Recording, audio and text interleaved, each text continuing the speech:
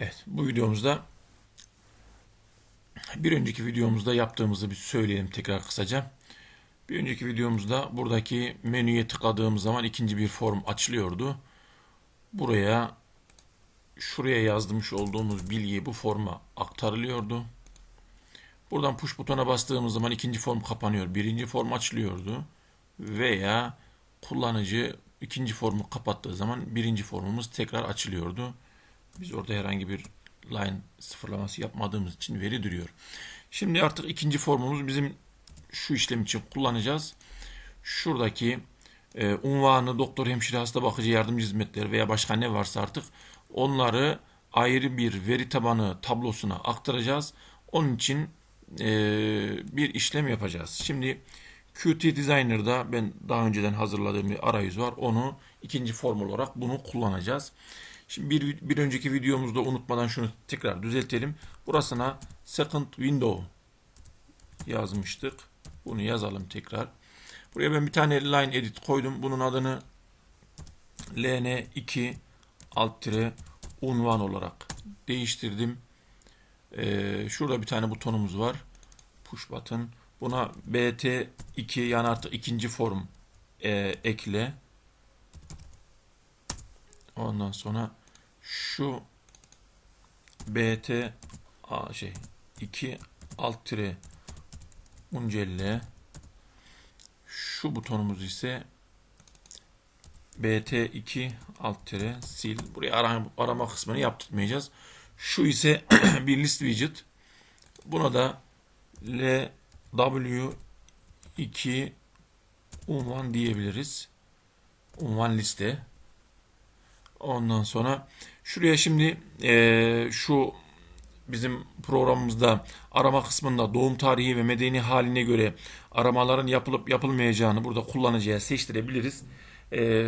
Bunun için de radyo buton ekleyeceğiz. Buraya 4 tane radyo buton ekleyeyim. Şimdi buraya bir düzeltme yapacağız. Ekleyeyim, ondan sonra göstereceğim. Şimdi bunları herhangi bir işleme de yapmadan bir arayüzünü görelim. Şimdi bunlardan normalde radyo buton kullanıcıya bir tane seçim yaptırır. Burada bir seçim yaptırıyor ama bu alan bu alandan farklı olduğu için buraya ya grid layout veya group box yapmamız gerekecek. Şimdi onları düzeltelim. İkisi de işimizi görür. Şuraya bir tane grid layout, onu şöyle buraya sığacak şekilde küçültelim. Ve bir tane de group box alayım ben. O da burada.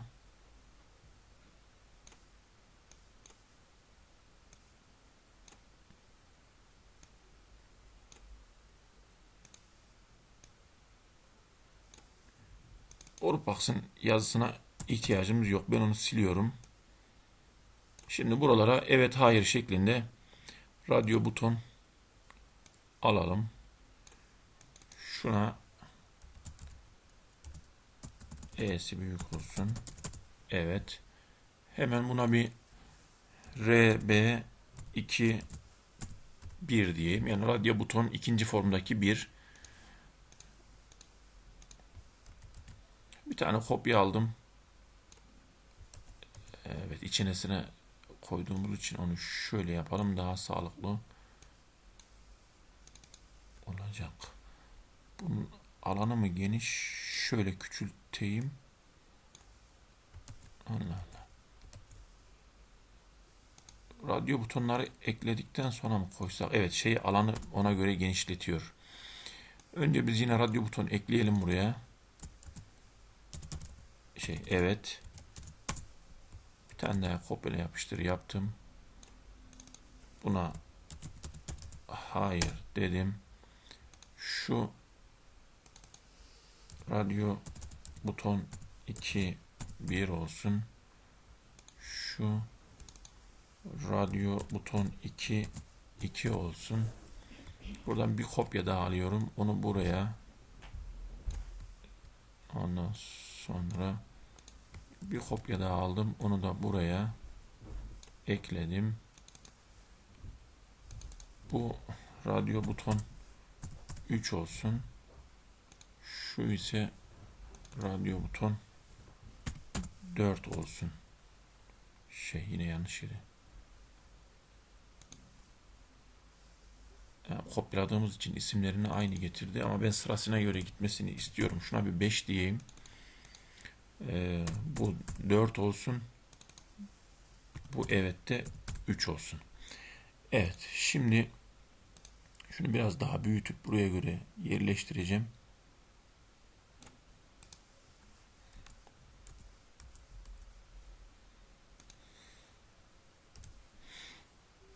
Evet, şuraya bir tane daha grup box ekleyelim.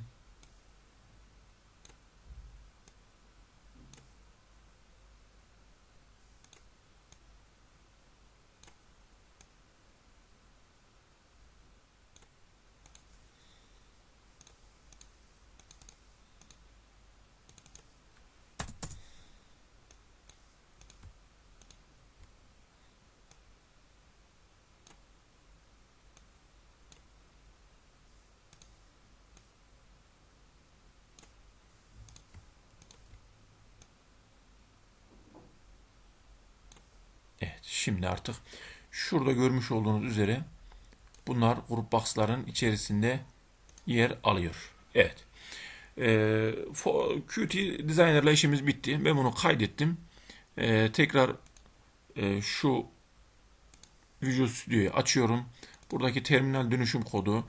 Şimdi şu ikinci form P'yi güncelleyeceğim için ben bunu bir sileyim. Şunu aldım. Burada terminalimin oraya gelmediğini gördüm. Terminali tekrar çalıştırdım. Klasörümün ismini göreceğim. Evet, uygulama klasörü. Çalıştırdım bunu. Evet, şeyi attık buraya. Şimdi artık burayı bir görelim. Ondan sonra kodlama kısmına geçelim. Tekrar dosya, başlangıç penceresi, uygulama, nöbet ana dedik. Programı çalıştırayım. İkinci pencere.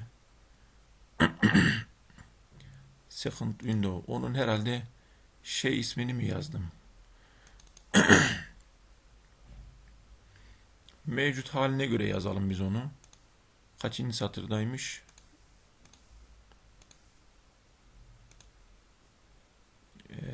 35 nöbet ana ve 22'de. Burada artık neymiş?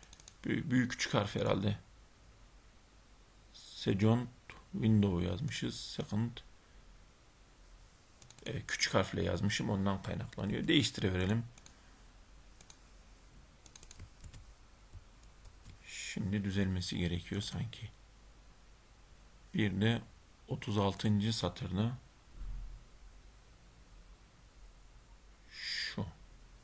şurası küçük olacak. Bakalım.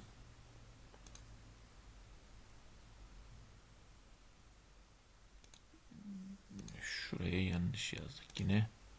Şöyle.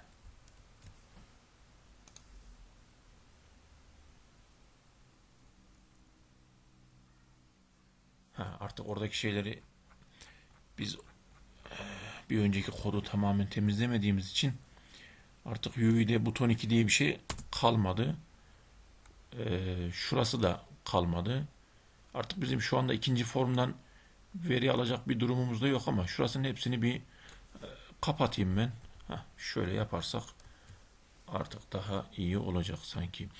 Şunun da artık ihtiyacımız yok. Bize sadece ikinci formu açması yeterli olacaktır. Evet, şimdi artık sağlıklı bir şekilde çalışıyor. Evet.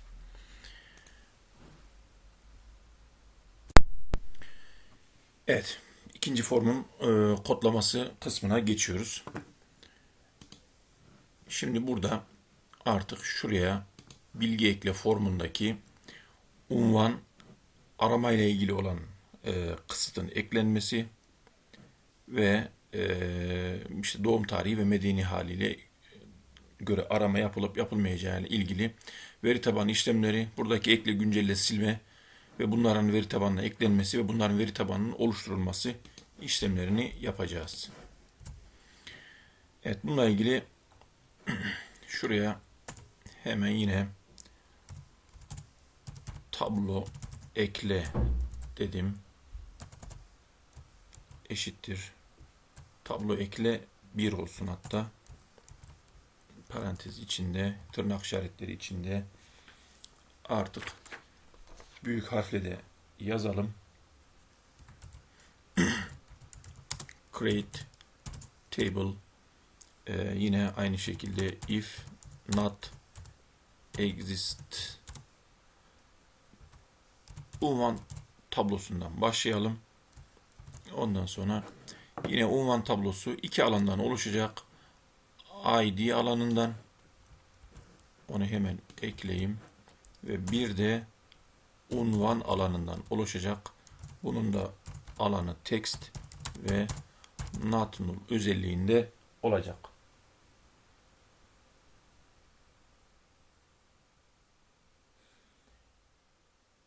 Evet. Şimdi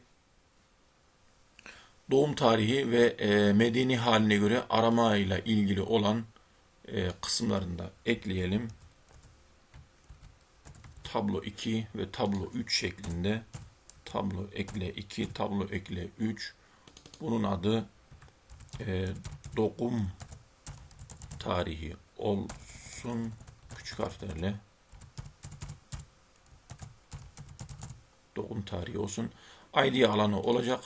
Ve yine şuradaki alanın ismi de yine doğum tarihi diye tablonun ismiyle aynı alana sahip olacak. Şurası da medeni hali. Yine bunun bir ID alanı olacak ve bir de medeni hali diye bir ismi daha tablo sütun başlığı olacak diyelim.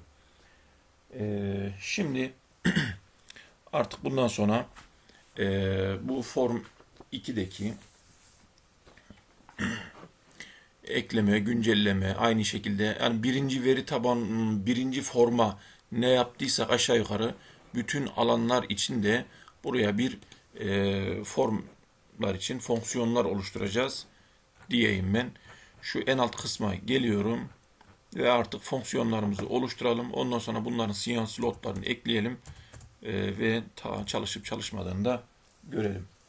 Evet, hemen ilk fonksiyonumuz ikinci form veri getir.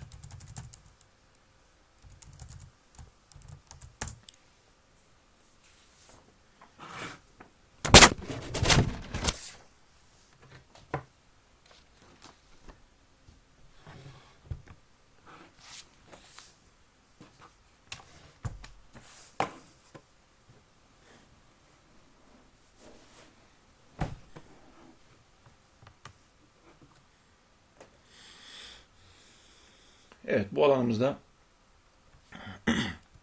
UI2 nokta LW2 altre unvan dedik. Bunu önce bir clear diyerek temizliyoruz. Ondan sonra işaret execute diyerek işaret nokta execute dedik ve büyük harflerle ve tabii ki tırnak içinde select yıldız from unvan tablomuzdan bilgimizi aldık ve bunu hemen bir for döngüsüyle bilgilerini sıralattıracağız. Satir bilgi in artı fonksiyon bağlantımızın imlecin kendisini çağıralım. Fetch all diye. Fetch all. Evet. Şimdi buraya enumerate fonksiyonunu yazmamamızın sebebi biz burada artık sadece tek satırda bir işlem gelecek. Çünkü bizim unvan tablomuzda sadece kullanacağımız ne? Aslında yıldız from dedik ama unvan kısmını kullanacağız. O yüzden artık fetch all kullandık. Enumerate fonksiyonunu kullanmadık. Bunu neye ekleyeceğiz bu bilgileri? Bizim ikinci formumuzdaki list widget'a ekleyeceğiz. Item diye bir değişken oluşturduk. Buraya q list widget item, evet, list widget item string ifadesinin içinde ve satir bilgi 1. Şimdi 0. indeksi ID'yi alacak. 1. indeksi de unvan kısmını alacağından dolayı 1 diye buradaki listemizde o elemanı çağırdık. Bu bize unvan adını gösterecek. Bir de bu unvanın ID'sini gösterecek olan bu list widget'ın ID'sini saklayacağımız bir alan oluşturacağız. Bunun için de item nokta set data 32 diye bir özellik var. Oraya 32 virgül satir bilgi 0. Satir bilgi 0. Evet, bu sefer de o 0. indeksindeki ID'yi de buradaki item set data diyerek oraya gizli veri olarak eklemiş olduk. Şimdi şuraya UI 2 diyoruz. Tekrar nokta list widget'a unvan, buna add item diyerek verileri, şu item'ları buraya ekliyoruz. Item değişkenlerini for döngüsünden aldıkça buraya ekliyoruz. For döngüsünden çıkıyorum artık. Ondan sonra yine UI 2 nokta ln, yukarıda bir line edit'imiz vardı. Oraya buradaki seçili olan, yani seçtirdiğimiz list widget'taki bilgiyi oraya yazılmasını istiyoruz. Bunun için de pardon, onu yanlış söyledim. Oraya fokuslanmasını sağlıyoruz ya. Değil. Evet. UI 2 nokta, şöyle tekrar düzeltelim. ln 2 unvan diye bizim bir line edit'imiz vardı. Buraya set focus diyerek veri getirin, oraya fokuslanmasını istiyoruz. Şimdi bu kısmı bir çalıştıracağız ama buradaki ikinci form veri getiri bize ilk kim çalıştıracak? Şu form aç çalıştıracak. Şuraya hemen bu fonksiyonu buraya ikinci form veri getir dedim ve bakalım bir kodumuzda hata var mı? Evet, şu anda herhangi bir hatamız yok ama list widget'ta da herhangi bir veri olmadığı için orada herhangi bir şey göremedik. Şimdi devam edelim kodumuzu yazmaya. Şimdi tekrar artık şuradaki veri tabanında oluşturduğumuz şu arama ile ilgili olan kısımların bilgilerini yazacağız, kodlarını yazacağız. Eğer veri tabanına herhangi bir kayıt girildiyse, evet girilmişse evet, hayır girilmişse hayır. Eğer hiçbir şey girilmiyorsa aynı burada olduğu gibi ikisinin de seçilmediği halini yazdıralım. Şimdi başlayalım ona. Evet. Yine isaret execute dedik. Buraya tırnak içinde büyük harflerle select yıldız from doğum tarihi. Evet. Doğum tarihi dedim. Ondan sonra burada zaten bir tane bilgi olacak. Kayıt D diye bir değişken oluşturuyorum liste. Buraya işaret nokta fetch one dedim. Onu bunun içerisine aldırdım. Ondan sonra şimdi kayıt D'nin boş olup olmadığını kontrol edeceğim. If kayıt D 2 nokta üst üste, daha önce de söylemiştik. Bu kayıt D'nin none, yani none, boş olup olmadığını kontrol ettiğimiz bir durum. Şimdi buraya artık boş olup olmadığına baktıktan sonra gelen verinin ne olduğuna bakacağız. If kayıt D bunun birinci indisinde yer alan eşittir 1 ise o zaman bizim burada ne vardı? Radyo buton 1 vardı. UI 2 nokta radyo buton 2'nin birincisi. Bunu set checked diyoruz. Eğer oradaki gelen veri 1 ise, veri tabanındaki veri 1 ise bunun set checked özelliğine true diyoruz. Eğer başka bir şeyse, yani ikinci durumsa, o zaman elif diyoruz. Şurasını artık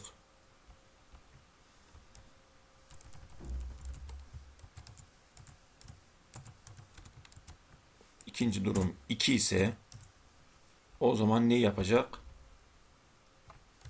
Radyo buton 2'yi seçili hale getirecek. 2'yi seçili hale getirecek. Eğer ikisinden de, yani veri tabanında hiç kayıt yoksa, o zaman else, bunun ikisinin de seçimlerini false diyecek. Yani ikisini de seçtirmeyecek dedik. Evet. Şimdi görelim. Kodda hatamız var mı? Evet, herhangi bir hatamız yok. Dediğim gibi yalnız şu anda doğum tarihi tablomuz da boş. Medeni hali tablomuz da boş. O yüzden herhangi bir şey yapmıyor. Sadece kodda bir hata olup olmadığını kontrol ediyoruz. Şimdi artık medeni hali için aynı işlemi yapacağım. Şurayı kopyaladım. Yapıştırdım. Buraya medeni hali dedim. Ve buradaki kayıt D değişkenini, listesini kayıt M diye başka bir liste olarak ekleyeyim. Şuradaki kayıt D yazan hepsini de kayıt M olarak düzeltiyorum. Bakalım. Evet, herhangi bir hatamız yok. Şimdi devam ediyoruz. Bu fonksiyonla işimiz bitti. Şimdi artık ekleme fonksiyonunu yazacağız. Bu fonksiyonun hemen altından devam ediyorum. Şuradan def ekle. Hatta artık diğer şeyle karışmasın diye unvan ekle diye bir fonksiyon oluşturdum. Ondan sonra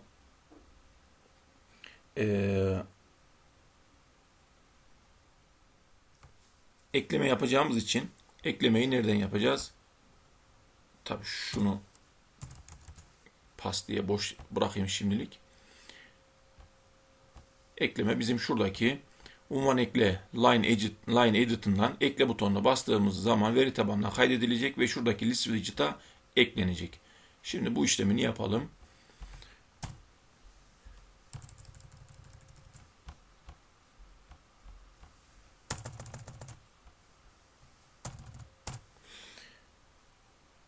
Öncelikle unvan diye bir değişken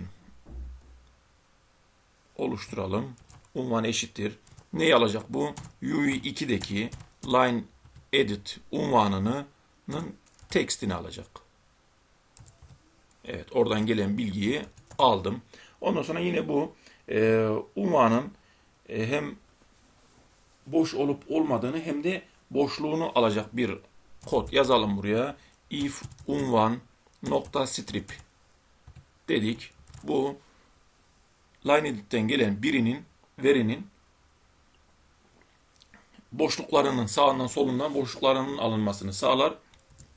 Veya şöyle özel karakter ayırmak istersek de bunun için kullanılabilir. Ama biz sadece boşlukları almasını istiyoruz. O yüzden ben orayı boş bıraktım. Ondan sonra evet, hemen şeyi çalıştırıyoruz. İmlecimizi çalıştırdık. İşaret execute dedik. Artık ne yapacak? Buraya insert into unvan, tablomuzun ismi küçük olduğu için küçük yazdım. Unvan tablosunda ne yapacak? İçindeki sütun adının adı da unvandı. Unvan alanına value s, şu değeri ekleyecek. Neyi ekleyecek? Soru işareti. Bunu güvenlik açısından SQL injection korumalarını için söylemiştik. Buraya parantez içinde yine artık bizim şurada yukarıda tanımlamış olduğumuz unvan gelecek ama bir tane virgül atacağım ki bu işaret execute'a verdiğimiz şuradaki verinin list şeklinde olduğunu göstermek için. Bu tek elemanlı bir list. O yüzden oraya virgül koymamız gerekiyor. Ve daha önce de söylemiş olduğum gibi veri tabanının kendisine ekleme, silme ve güncelleme işlemleri yapıldığı zaman şuradaki bağlantı commit diyerek bu kodun çalıştırılması gerekiyor arkadaşlar. Evet. Şimdi artık normalde veri tabanına ekleme kısmımız bitti. Ama bizim bu verilerin tablomuz list widget'ta görünmesi için yazacağımız kodlarımız var. 2-3 satır hemen onları da yazalım. Orada bunu yazdıktan sonra UI 2.ln unvanın bir temizlenmesini istiyorum. Burayı clear dedim. Ondan sonra tabi bu kod da şurada çalışacak. İçinde beraber gidecek çünkü artık her şey onu. Geç onu oradan çıkartabiliriz. Aslında çok da önemli değil orası da. Ama unvan alanının doğru olduğunu gördükten sonra gitmesi daha mantıklı olur. Burada hemen ikinci form veri getir fonksiyonunu çağırıyorum. Ondan sonra ve tekrar UI2 nokta ln unvan alanına fokuslanmasını istiyorum. Set focus yanlış yazdım. Evet. Şimdi görelim artık.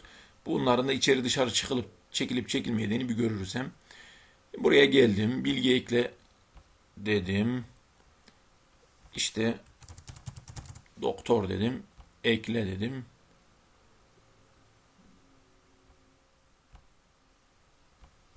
Herhalde onu dışarı çıkaracağız. Çalışmadı kod.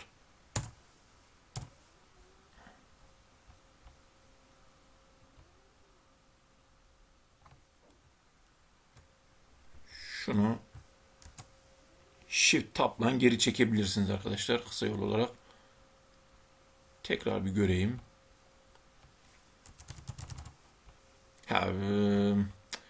Aslında sinyal slotunu eklemediğimiz için çalışmadı. Şunu ben geri biraz içeriye alayım. Ondan sonra bir görelim ondan sonra.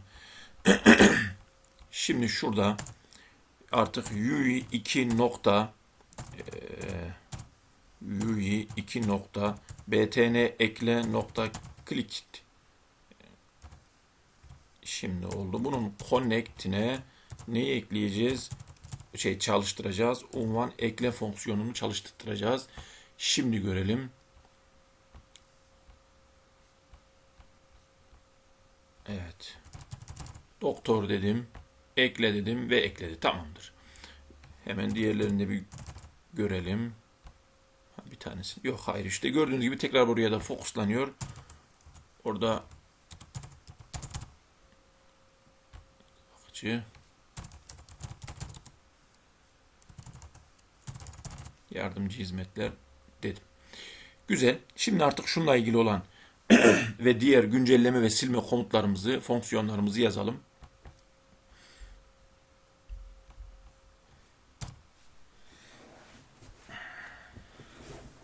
Şimdi unvan sil fonksiyonumuzu yazalım şuraya hemen. Def unvan sil dedim. Ondan sonra şimdi buraya selected item diye yani seçilen öğe eşittir. Tabi nereden seçilecek bu? List widget'tan seçilecek. UI2 nokta lw2 unvan list widget 2 unvan bunun current item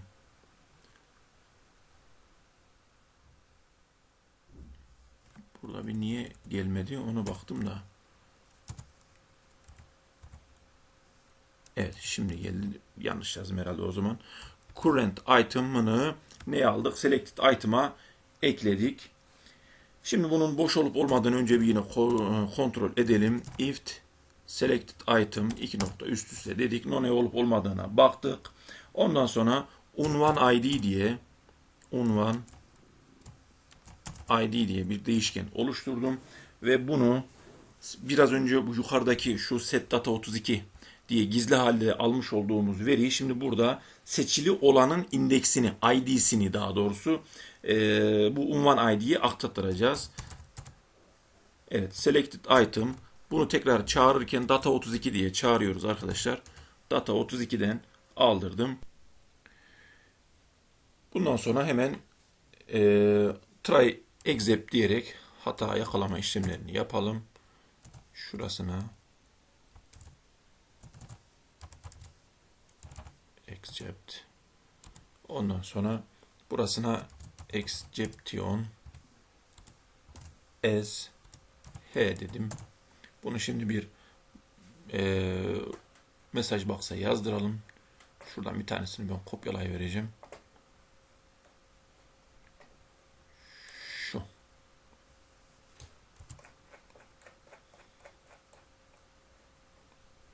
Şu kısma yazdırdım. Ondan sonra try kısmını yazalım artık. Burada artık ne yapacağız? Veri tabanından silme işlemi olduğu için yine işaret nokta execute dedik. Buraya tırnak içinde büyük harflerle delete from unvan neye göre ver id eşittir soru işareti dedim arkadaşlar. Buraya da yine aynı şekilde unvan eşittir id. Ondan sonra virgül dedim. Parantez içinde unvan id dedim ve virgülümü koydum. Ondan sonra burası tabii ki işlem yapacağı için bağlantı nokta commit dedim ve veri tabanıyla ilgili olan kısmımı bitirdim. Ve tabii ki bunu hemen yaptıktan sonra bizim unvan line edit'ını temizlememiz gerekiyor. UI 2 nokta ln2 unvan bunu clear dediğim ve ondan sonra ikinci form veri getir fonksiyonunu tekrar çağırtırıyorum. Evet. Şimdi şuradaki else kısmının da kodunu yazalım. İşlemimiz bitsin. Else eğer oradaki selected item boş gelmişse demek ki kullanıcı ne yapmış? Boş bir alana tıklamış demektir. Onun için de bir mesaj box'la bilgilendirme yapalım. Şunu aldım. Şuraya geldim. Else kısmına yapıştırdım. Ondan sonra buraya da uyarı veya bilgilendirme artık ne yazarsak silmek için bir öğe seçin diye yazalım.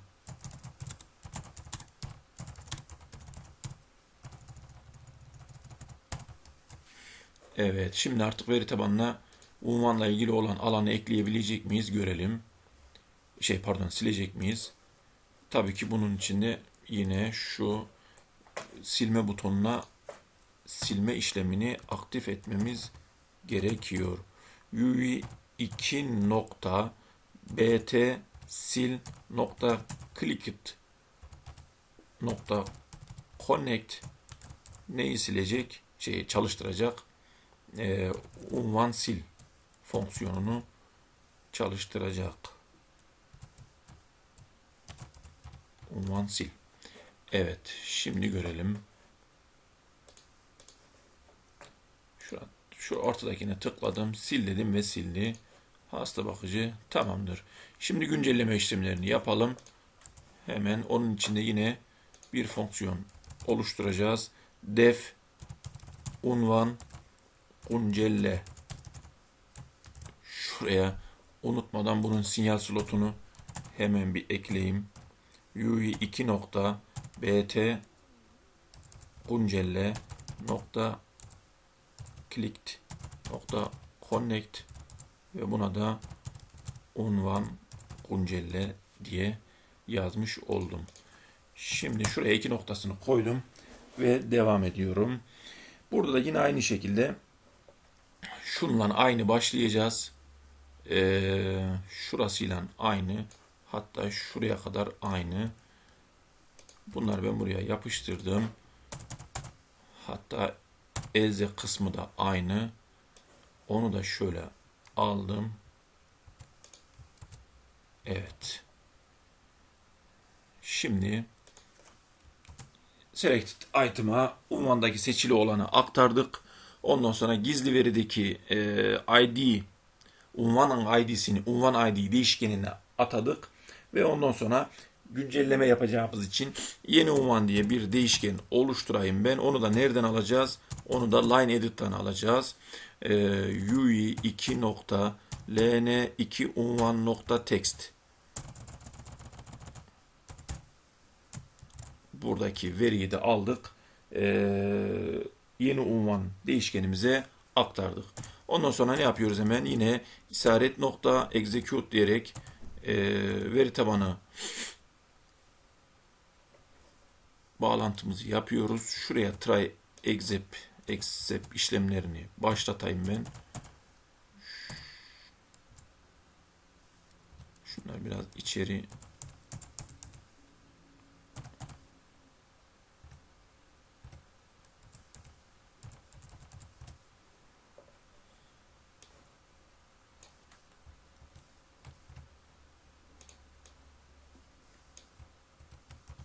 evet. Ondan sonra Xcep kısmına da şunu ekleyeyim. Tamam, çok güzel oldu. Execute tırnak içinde artık güncelleme komutumuz neydi? Update yani update. Neyi güncelleyecek? Unvan tablosundan set unvan alanını, ondan sonra tabii ki buraya soru işareti, neye göre? Ver ifademizi ID alanına göre yapacağını söyledik. Tırnak koyduk. Parantez içine ondan sonra unvan kısmı sırasına göre soru işaretlerine giriyor. Yazıyorum. Yeni unvanı alacak. Ondan sonra unvan ID'yi oradan alacak. Değişkenimizden alacak yani. Ondan sonra bağlantı commit ifademizi kullanıyoruz. Şu dışından bağlantı nokta commit dedik. Ondan sonra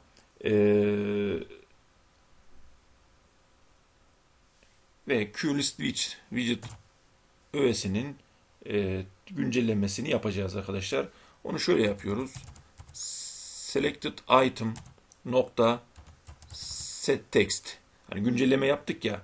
Güncellediğimizin adı hemen gelsin. O da ne olacak? Yeni unvan olacak. Ve akabinde bizim UI 2'deki line edit'i tekrar bir temizleyeceğiz ondan sonra. Clear. Evet. Onu çağırdık. Ondan sonra güncelleme ile ilgili olan kısmımız bitti arkadaşlar. Görelim.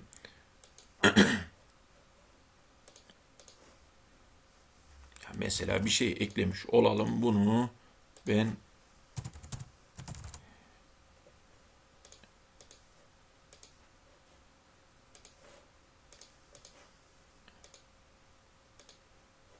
list widget'ın tabii bu fonksiyonu aslında çalıştı bizim kodumuz da.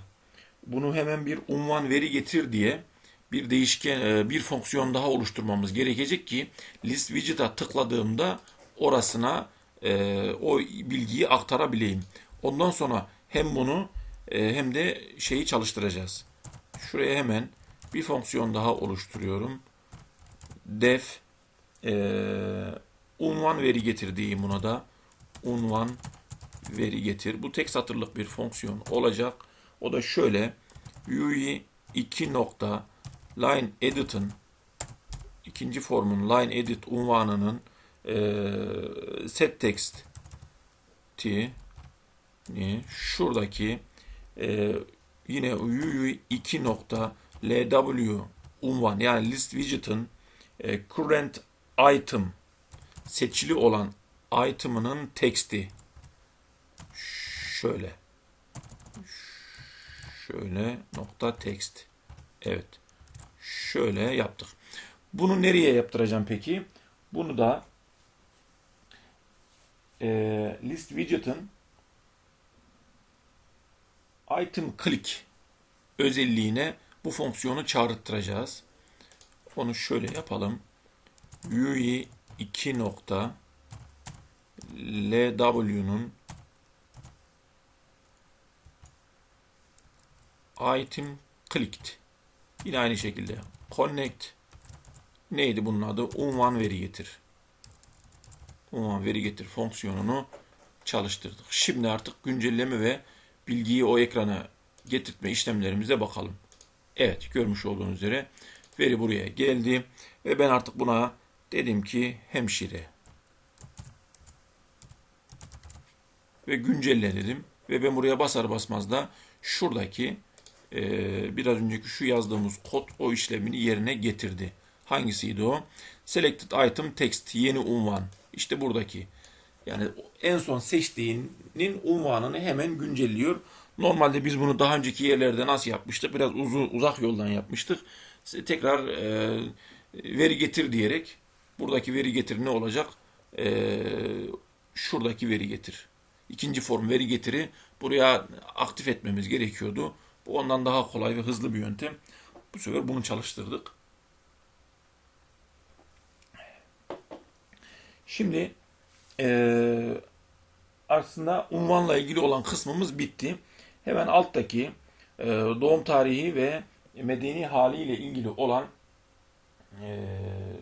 ekleme ve güncelleme işlemlerini birer fonksiyonda yaptırtıralım. Hemen yine şuraya iki tane fonksiyon ekleyeceğim. Def. Bunun adı doğum tarihi dgm tr. Bunların hepsini tek bir fonksiyonda yaptıracağım. Doğum tarihiyle ilgili olan kısmı. Ekle güncelle. Yani ara, ekle, güncelle dedim. Şuraya doğum tarihi ara, ekle güncelle. Şimdilik bir pas diyeyim. Ondan sonra ikinci bir fonksiyonumuzda medeni hali ara, ekle, güncelle olacak. Şuraya kadar olan kısmını kopyalayayım. Şuraya geldim. Bir satır daha aşağı indim. Def medeni hali ara, ekle, güncelle dedik. Bunları da pas dedim. Şuraya bunun hemen ikisinin de artık ne ile çalıştıracağız bunları, ek bir buton daha koymadım ben buraya. Bunlar arkadaşlar buradaki radyo butonların clicked olaylarına, event'ına, sinyal slotuna ekleyeceğiz bunları. Ki bir daha buton eklemeyelim diye. Bunun için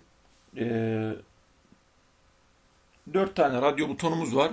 Hepsine özellik ekleyelim.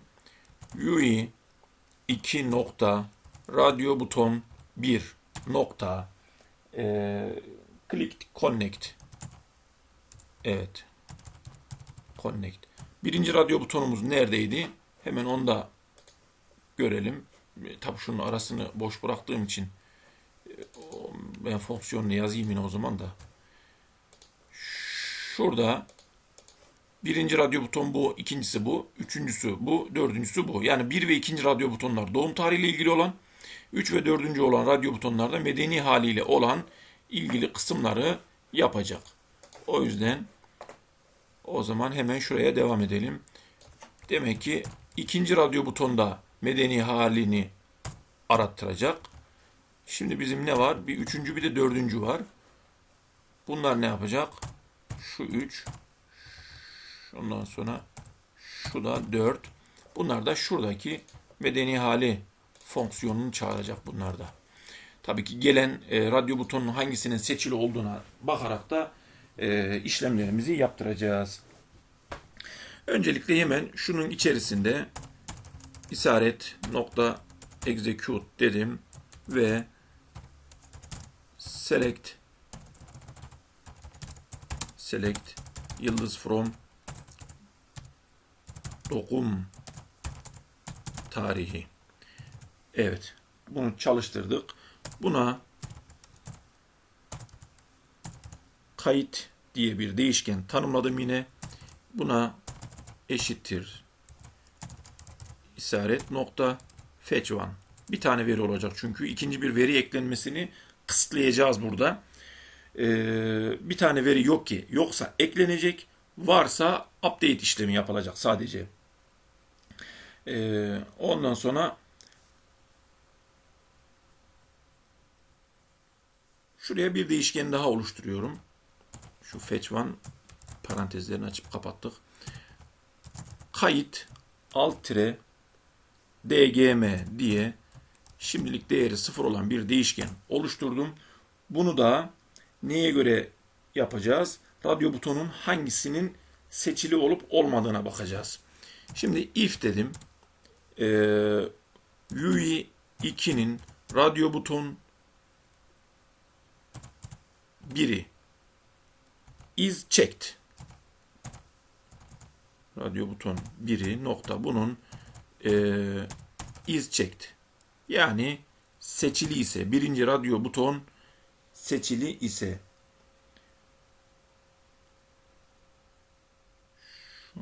niye gelmedi bu? Radyo buton 2 is checked. Büyük harfle mi başlamam gerekiyor? Is checked.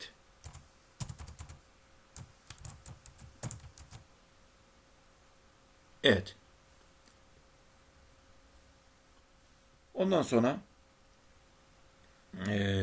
şu kayıt dgm değeri eğer birinci radyo buton seçili ise kayıt dgm o zaman bunun değeri arkadaşlar 1 olacak. Else eğer seçili değilse radyo buton seçili birinci radyo buton seçili değilse o zaman demek ki ikinci radyo buton seçilmiştir diyeceğiz. Buna da kayıt dgm 2 diyeceğiz. Kayıt dgm'ye 2 değerini vereceğiz. Ondan sonra şimdi artık veri tabanında kaydın olup olmadığına bakalım önce bir. If kayıt veri tabanının işaret execute'unu buna fetch one'la eşitlemiştik. If kayıt none durumunda değilse, boş değilse yani bu şu demektir. Doğum tarihi tablosunda veri var ise demektir. Dolayısıyla o zaman biz hangi işlemi yaptırtacağız? Update işlemini yaptırtacağız. Şimdi bunun bir değişken daha oluşturalım. ID al dgm diye bir değişken oluşturdum ve bunun da kayıt deyip kayıt sorgusunun birinci ID'sine göre işlem yaptıracağımız için sıfırıncı parametresini aldım. Ondan sonra işaret execute diyorum. Nokta execute. Şimdi artık update komutunu çalıştıracağım. Tablomun ismi neydi? Doğum tarihi. Evet. Set neyi güncelleyecek? Doğum tarihi alanını güncelleyecek. Soru işaretini koydum. Neye göre? Ver ID. O da yine aynı şekilde soru işareti. Ve artık buraya kayıt dgm bu ID'imizdi. Doğum tarihinin bilgisiydi. Şu da kayıt yani ID al dgm de neydi? Bizim ID'mizin tutulduğu değişkendi. Kayıt 0 ile eşitlemiştik bunu. Ondan sonra bağlantı commit diyorum ben.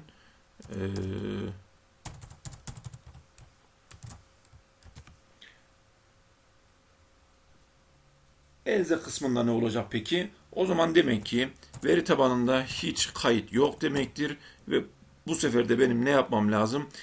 Insert into diyerek veri tabanına kayıt eklemem gerekiyor. İşaret nokta execute dedim. Büyük harflerle insert into nereye? Doğum tarihi tablosuna, ondan sonra hangi alanına, doğum tarihi alanına neye göre veya neler gelecek, value as soru işareti, parantez, çift tırnağın dışında parantez içerisinde string'e çeviriyorum. Neyi arkadaşlar? Şuradaki kayıt DGM'yi yukarıdan seçtirdik ya. Artık bunu kayıt DGM'yi buraya yazdırdım. Veri tabanının kendisine bir işlem yaptırdığım için bağlantı commit ifadesini tekrar çalıştırıyorum. Bununla ilgili işlemi bitti. Görelim. Hem de bunları bir veri tabanından da görürsek daha sağlıklı olacak zaten. Şuraya açtım. Dosya dedim. Bilgi ekle dedim. Şu anda artık şurası ne çalışıyorum ben. Şunu da görelim arkadaşlar. Ben şuradan Nöbet DB veri tabanımızın DB Browser arayüzünü açayım. Hangisi üzerindeyiz arkadaşlar? Doğum tarihi üzerindeyiz. Şu anda doğum tarihi tablosunda herhangi bir veri yok. Şimdi ilk kez bir veri girişi yapacağız. Herhangi bir veri olmadığı için de bizim buradaki iki tane radyo butonun ikisi de seçili değil. Buna tıkladığım zaman bir hata aldık mı? Evet, bir hata aldık. Bir bakalım. İşaret, şurada ifadeyi yanlış yazmışım. Evet, execute. Şurada E'yi unutmuşum. Görelim tekrar. Şurada yanımızda açık dursun. Dosya dedim, bilgi ekle dedim. Mesela arama doğum tarihi kaydedilmişsin mi? Evet, veri tabanına bir ekleyecek. Göreyim buraya.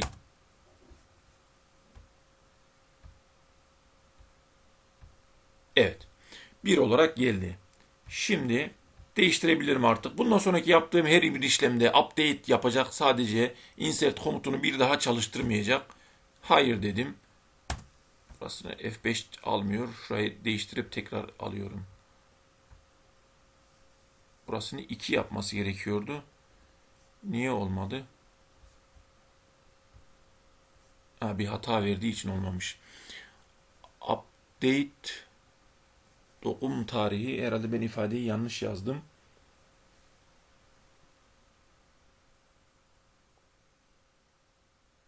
Doğum tarihi. Set doğum tarihi. Bir yanlışlığım yok gibi ama bir göreyim orayı bir.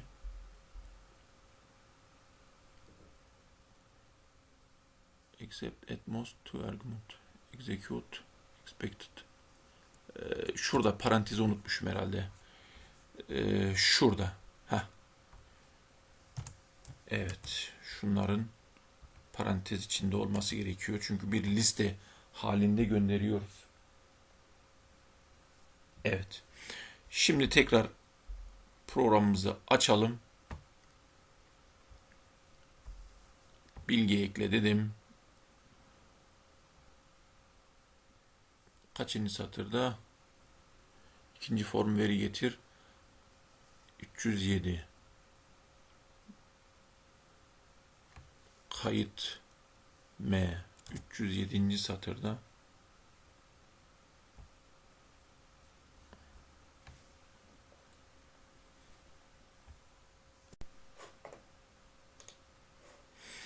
Şimdi bu 307. satırdaki sorunumuz da şu arkadaşlar. Yukarıda çok gittik. Şu form veri getirdi herhalde orası zaten.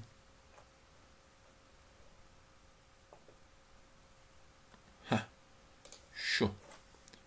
Şuraya kayıt M demem gerekiyor artık. Bir öncekisinde ikisinde de kayıt olmadığı için SQL'de hata vermedi ama bu sefer hata verdi. Şimdi tekrar çalıştırdım. Bilgi ekle dedim. Evet, şunu ben buraya hayır yaptım. Yine hata aldım. Hak. Where'den sonra syntax error near diyor. Oraya bir bakalım. Şurada.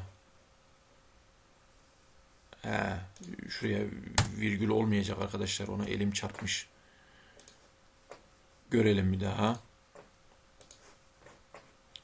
Hayır dedim. Bu sefer çalıştı. Şurada tablomuzu bir görelim bir daha. Evet 2. Artık bundan sonra bunun alacağı, evet 1'e basılmışsa burada 1 olacak. Evet'e basılmışsa, hayır'a basılmışsa artık burası da ne olacak? 2 olacak. Şimdi bu kodların aynısını isimlerini değiştirerek radyo buton 3 ve 4 için yapacağız. Ben bunu hemen hızlıca şurasını kopyaladım. Şuraya geldim, yapıştırdım. Bunun adı medeni hali olacak. Ondan sonra şurası kayıt DGM olarak da kalabilir. Global değişken olmadığı için bu fonksiyonun içindeki değişken başka, bu değişkenin içindeki başka gibi algılanacak. Kalabilir. Değiştirecektim. Normalde değiştirmeyeyim. Şurası medeni hali. Şurası medeni hali. Arada şey, evet şurası medeni hali. Burası da medeni hali. Medeni hali. Ondan sonra tabii ki bir de şunu kontrol ettireceğim. Sadece artık bu radyo 3, radyo buton 3 için yapacak bu kontrolü. Görelim. Değişikliklerde bir hata yaptık mı? Bilgi ekle dedim. Medeni hal için herhangi bir güncellememiz yok. Evet butonuna bastım. Hata aldım mı? Almadım. Şimdi şuradan medeni hali tablosuna geldim. Birebir ekledi. Ondan sonra hayır yaptım. Burasından da medeni hali 2 olarak şeklince olacak şekilde geldi. Evet arkadaşlar video bayağı uzadı. Normalde ben şuradaki artık unvana göre bizim bu formumuzun tekrar güncellenmesi gerekiyor. Çünkü artık unvan tablosundan gelen bilgiye göre buradaki unvan gelecek ve bununla ilgili bütün alanların verilerinin güncellenmesi gerekiyor. Bilgilerinin güncellenmesi gerekiyor. Bu video çok uzadı. Ona da başka bir videoda, bundan sonraki videoda devam edeceğiz. Bugün neredeyse daha önceki yazdığımız kadar kodu bir daha yazdık. Ve bundan önceki yazdıklarımızı da hemen hemen yarısını bir daha değiştireceğiz. Bu kodu birbirine uydurmak için, 2 tane tabloyla çalışacağımız için. Şunların hemen hemen yarısını tekrar bir daha bir elden geçireceğiz. İnşallah diğer videoda görüşmek üzere. Şimdilik kolay gelsin.